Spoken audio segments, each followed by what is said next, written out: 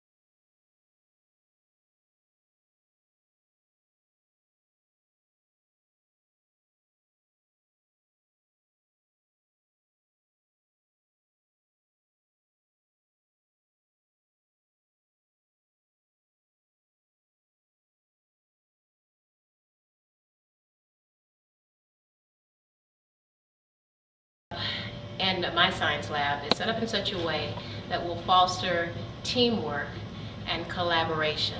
It is important, especially now in this high stakes testing phase, that students have that type of interaction with one another. They're able to have interactive discussions amongst their peers as well as with the teacher. I'm also able to get around, if necessary, to assist students. The structure is set up in a way with the tables that I can rotate around the tables if necessary to assist.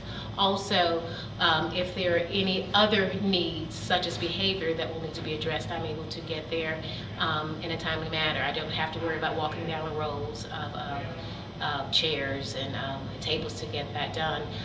My students find that it's easier for them to do elbow reading and discussions together as well.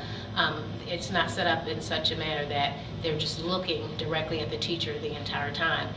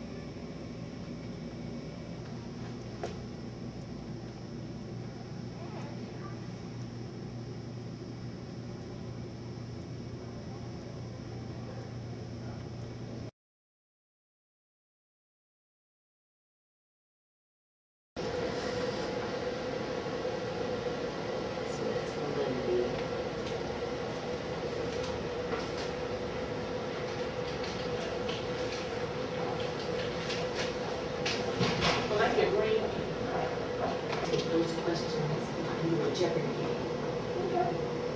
So on Tuesday we can do Jeopardy. More collaboration where they can exchange ideas.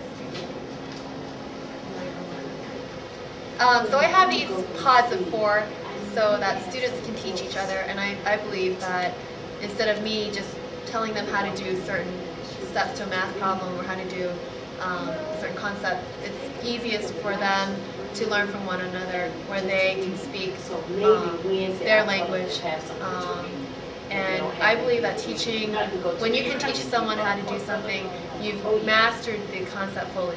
And so I want students to reach that point where they can teach one another instead of me trying to teach them all the time.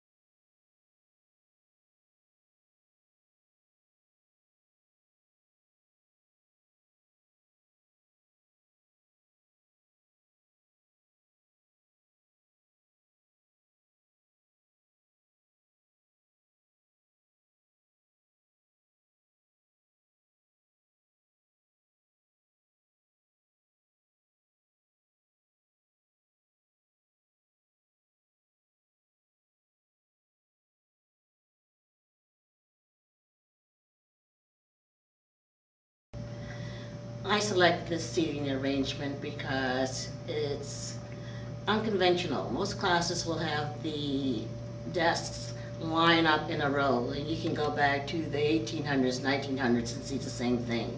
However, in our world today, people tend to work in teams in the real world. So you have an opportunity to sit with a group, look in that other person's eye, and work with him or her in a collaborative way. And I like to see students working together. Boys working with boys, girls working with girls, boys and girls working together, different ethnicities, cultures, all of that comes into my play when I think about seating my students in the room.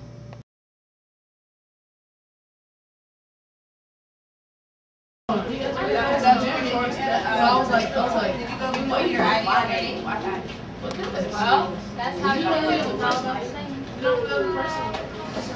Just is to be able to see everybody's computer at one time so that I can see what everybody's doing at one time. Because I teach from the back of the room.